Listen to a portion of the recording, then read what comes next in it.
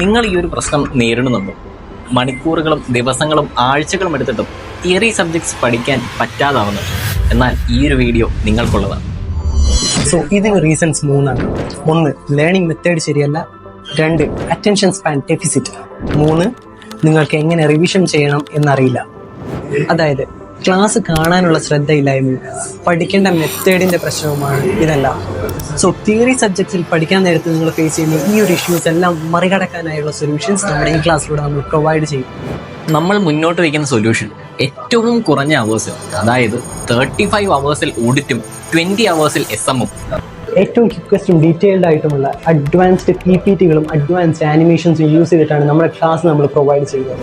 അതുപോലെ തന്നെ story based ആയിട്ടുള്ള മെമ്മറൈസേഷൻ ടെക്നിക്സിലൂടെ, അതായത് കഥകളിലൂടെയും ചിത്രങ്ങളിലൂടെയും പല ഷോർട്ട് കട്ട് ടിപ്സ് ആൻഡ് ടെക്നിക്സിലൂടെയും സിമ്പിളായിട്ട് ഓഡിറ്റിംഗ് നമുക്ക് ക്രാക്ക് ചെയ്തെടുക്കാം. 35 അവേഴ്സിൽ ഓഡിറ്റും 20 അവേഴ്സിൽ എസ്എമ്മും, അതായത് 55 അവേഴ്സിൽ വോൾ സെക്കൻഡ് ഗ്രൂപ്പ് തിയറി നിങ്ങൾ കംപ്ലീറ്റ് ചെയ്യാൻ പോവാണ്.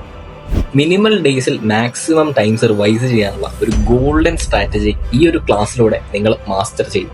ഇത് ഓഡിറ്റും എസ്എമ്മും മാത്രമേ നിങ്ങൾക്ക് എങ്ങനെ പഠിക്കാൻ പറ്റും. ഈ ഒരു സ്ട്രാറ്റജി വെച്ചിട്ട് നിങ്ങളുടെ ലൈഫ് ടൈമിൽ ഏതൊരു സബ്ജക്റ്റും ഏതൊരു തിയറി സബ്ജക്റ്റും നിങ്ങൾക്ക് 10x ബെറ്റർ ആയിട്ട് നിങ്ങൾക്ക് പഠിക്കാം.